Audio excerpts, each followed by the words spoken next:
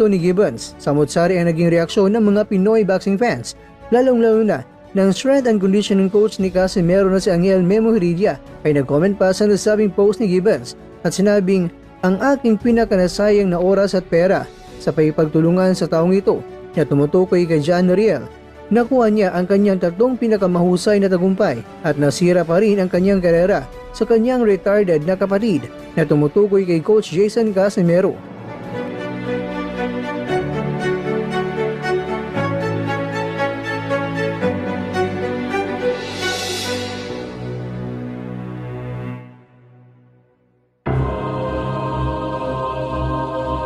Mga kakwento, ano naman ang masasabi mo sa pasabog na Sean Gibbons sa magkapatid na Casimero?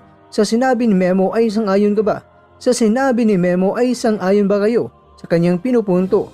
Ito kay paraan lang para muling pag-usapan